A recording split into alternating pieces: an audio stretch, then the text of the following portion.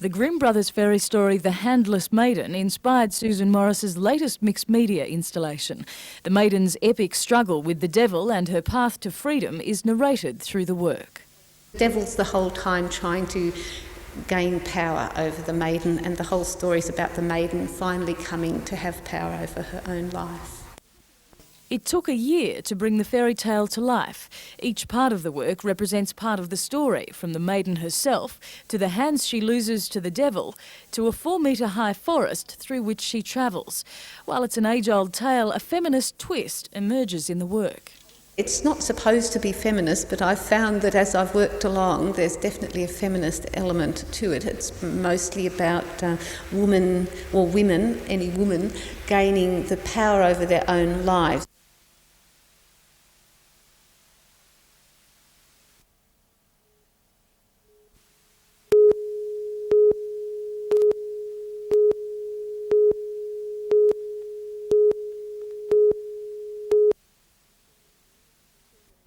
Susan Gall and daughter Kathy have been in the same classes at Wingham High School for nearly 2 years. We have a really good relationship, and we sort of both agreed that education isn't just for the young. We sort of think it's for all ages. It's handy having her in those classes though, because she can offer help if I'm having trouble. Susan decided to go back to school to get the qualifications needed to study archaeology. But it's art that has brought her immediate success, a passion her daughter also shares. This painting has been selected to tour with Art Express, an exhibition containing the best of the HSC art pieces. The works will be shown at the New South Wales Art Gallery and will travel around the state. The painting features her family. It was a good way of actually saying a lot about the people involved by their shoes and their stance, etc., without actually sort of making a great statement, and it leaves a lot to the imagination of the viewer. Kathy's pleased with her mother's success. I suppose she knows what it's like to be this age, and she can just relate. So. Tracy Walsh, NBN News.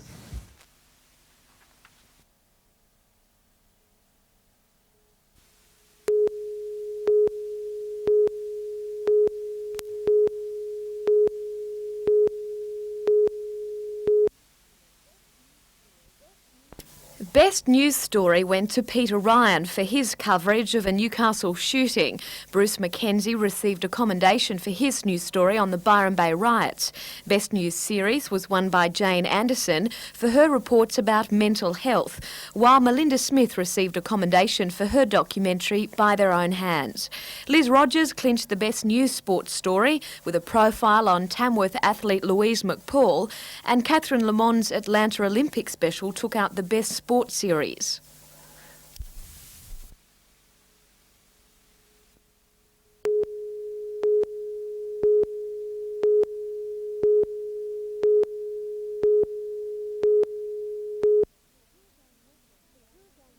The Kooragang wetlands are a haven in the shadow of heavy industry. Several species of birds found here are only part-time residents. They spend half the year in Japan, in particular the northern Japanese city of Kushiro. Today, dignitaries from both countries met to make formal an agreement to protect the wetlands in a bid to save this tiny traveller, the Latham snipe. We do cooperate effectively with Japanese authorities, but we need to coordinate our activity. The ceremony was conducted in both languages. Although language sometimes proved a barrier, it was no obstacle to understanding.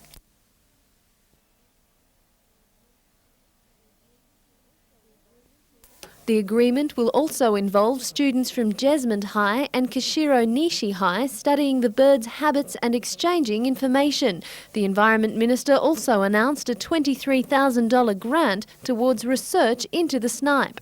Some 50% of our wetlands have either been degraded or destroyed. That's a poor record. We obviously need to do a lot more. Joanne Shoebridge, NBN News.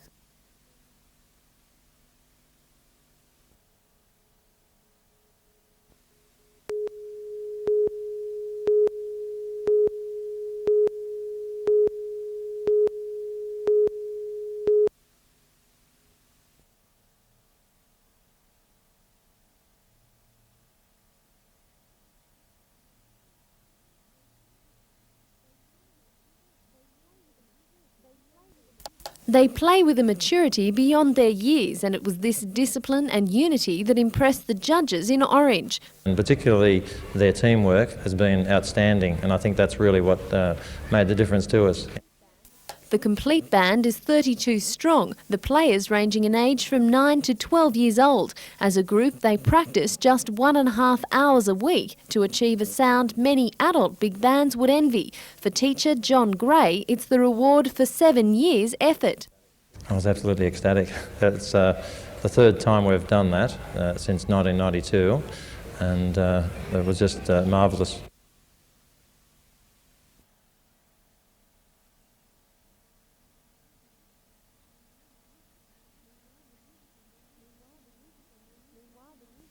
Meanwhile, the musical menu continued in Newcastle with more than 6,000 primary school students performing in the East Lakes Cultural Festival, which began today.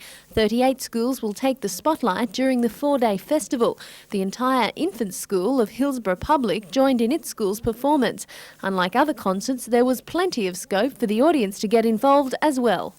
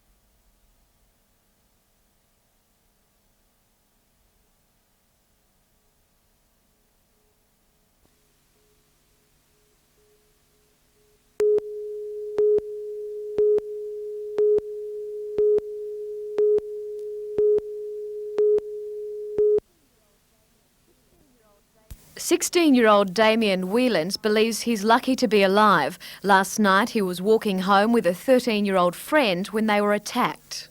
6 or 7 blokes sprayed stuff in my eyes and then started laying into us with batons. Damien's arm was fractured in the assault, his head cut open and his body badly bruised from the beatings. I was scared, I thought I was dead. Despite extensive inquiries today, police have been unable to find a motive for the attack. They believe the teenagers were either mistaken for someone else or the victims of circumstance. Last night's attack on Damien and his young friend wasn't the only incident the group of 6 was involved in. Earlier in the evening, they'd set upon 2 men. Police are still trying to determine a motive for that attack. A house was entered by these 6 offenders, and the 2 other men were chased through the house. The occupant of that house was also assaulted during the chase, but on that occasion those 2 men managed to escape from the pursuers. Police say they have reason to believe the 6 men were members of a local bikie gang. Police from Task Force Oscar, which is investigating what's believed to be a bikie war in the Hunter, are assisting Cessnock detectives with the case. The boys were fairly young compared to the age of the assailants. They were only 13 and 16, and from all accounts they were at least outnumbered 3 to 1, and much more so by age as well. Jodie McKay, NBN News.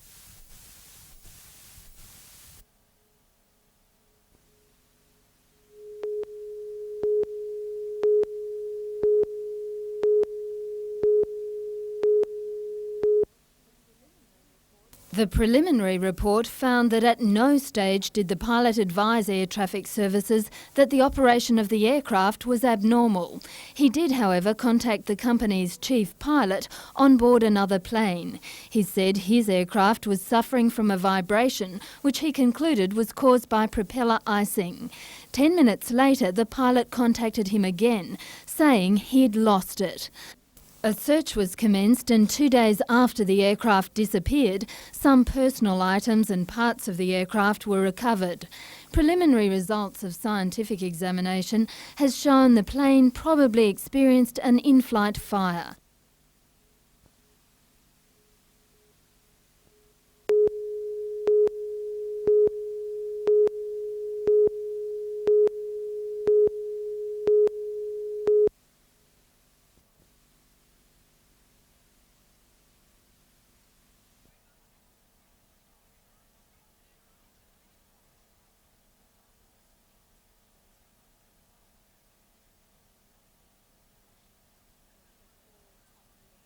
Yeah, it would have to be my favourite subject.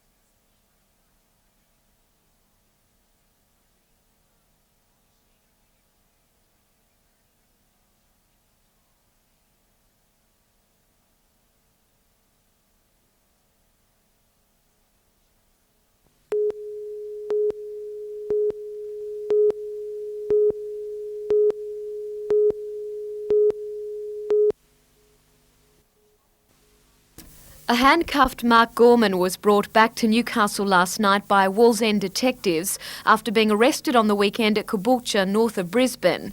Warrants for his arrest were issued after he failed to adhere to strict bail conditions, which had him reporting to Mayfield Police daily. Gorman is charged with the murder of 18-month-old Kiralee Huxtable, who died after being scalded in a bath. In earlier statements tendered in court, it's alleged Gorman told police he ran the bath to teach Kiralee a lesson after she'd soiled her nappies. Gorman's former de facto wife and mother of Kiralee, Belinda Armstrong, is charged with manslaughter. Bail was not applied for when Gorman appeared in Wallsend Court this morning. Magistrate Jeff Brown remanded him in custody. He'll next appear in the Supreme Court for trial at a date to be fixed. Jodie McKay, NBN News.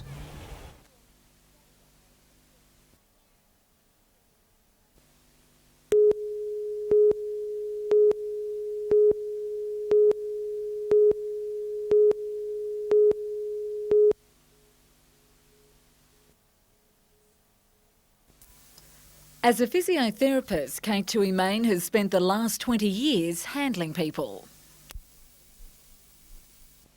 It's estimated around 80% of people suffer back pain at some stage of their lives. It's one of the main injuries listed in workers' compensation claims. Kate's research has been compiled into a manual outlining new techniques.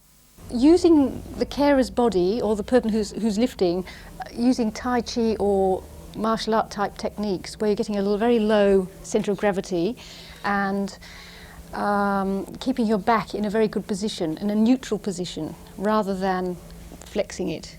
Kate's methods involve more than just bending at the knees, and while her book has been written mainly for workers in the healthcare industry, she says the principles can apply to anyone. Sports, if someone's actually injured, trying to get them on and off beds, in and out of chairs, so it could be carers in the home, ambulance, fire evacuation, any sort of people handling it can be used for.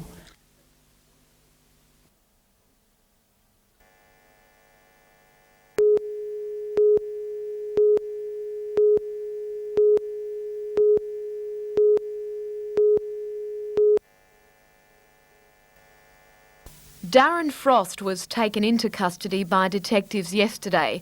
Today, he was refused bail in Newcastle Local Court after being charged with 8 offences, including the armed robbery of a Ties Hill shop.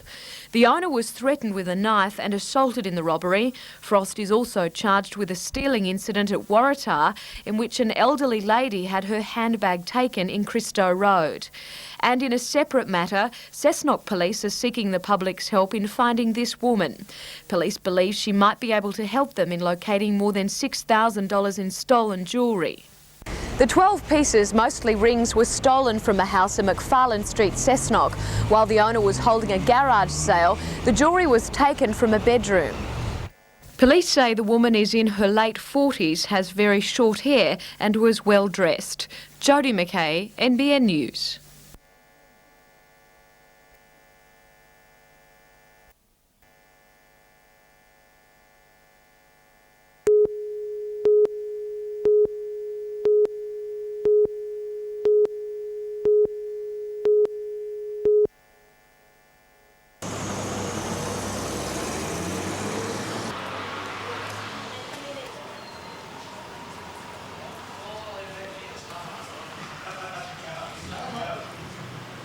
few shots. This might be the headline news for the night. We're in the area. Yeah, I know.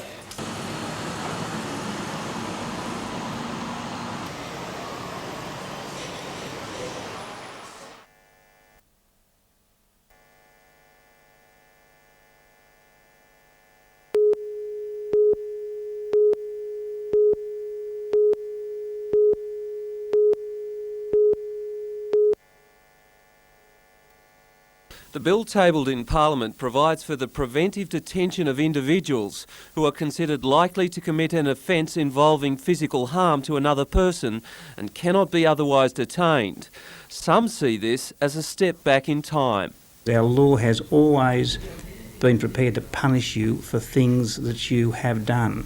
This time they want to punish you, take away your freedom for things that they think you're going to do. The Community Protection Bill allows for a person to be judged guilty on the balance of probabilities, not beyond a reasonable doubt. No doubt victims of crime could see the move as a positive step, but criminal law expert Brian Doyle says it's the legislation of totalitarian countries. You can sympathise with all those people who have been the victims or the family of victims of crime. You can sympathise with them.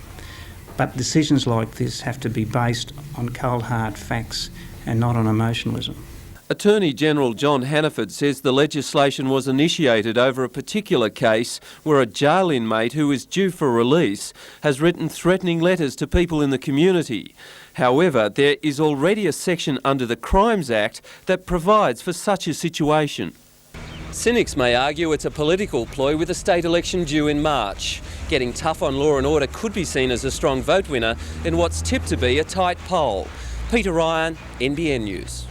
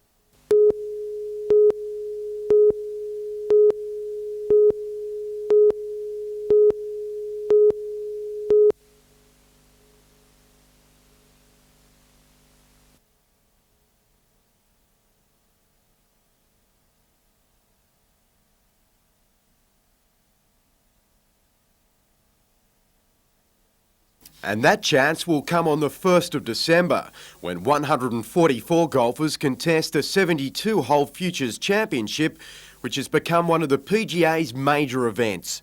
Today's launch was attended by several of the sports hierarchy and Wallaby hooker Phil Kearns, representing major sponsored TUIs. The PGA is once again delighted to have the use of the Newcastle course for the tournament, the culmination of the trainees' year. The venue is a really very good test of golf. I think in the 4 years the event has been here, the best score has been 2 under over 4 rounds. So it's if you could stray a little bit offline, you're punished, and it's rewarding if you hit the ball well. A win would provide the perfect start in the professional ranks, as victory ensures an invitation to compete in the US PGA Assistant Championship and exemptions on our own PGA Tour. One of the favourites in an open field is Anthony Sinclair, who will have the advantage of playing on his home course, but also the pressures of being the local hope. A lot of the guys think that just because I can hit a golf ball I should win the tournament, and there's no one else really out there who can win it, but you know, there's a lot of really good players coming down this year, and it'll be a tough ask.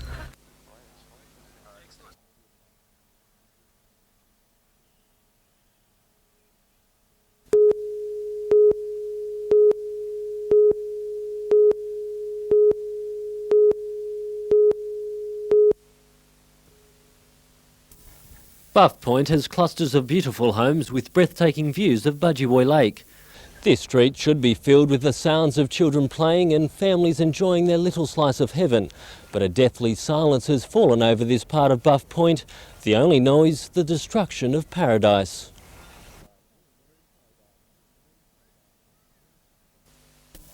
"23 homes are being demolished in 3 streets after subsidence caused by mining under Budgewoi Lake by the Munmora Colliery. The land has dropped by more than half a metre, making it prone to flooding. It brought in a frequency of flooding that was unacceptable. Nearly all the residents have been compensated by the Mine Subsidence Board, but 5 homeowners are yet to sign. The board says when all the homes are gone, the land will be built up and subdivided or developed as parkland. There was a lot of trauma, and there still is a lot of trauma. There's still a lot of concern by the people. The Buff Point buyout follows similar problems on the Central Coast at Chain Valley Bay in Guandolen. There are strict guidelines on mining under the foreshore of lakes, but that doesn't help residents who have already built above old mines. I guess you can never rule these things out, but then on the other hand you can never say they're going to happen with any sort of certainty either. Richard O'Leary, NBN News.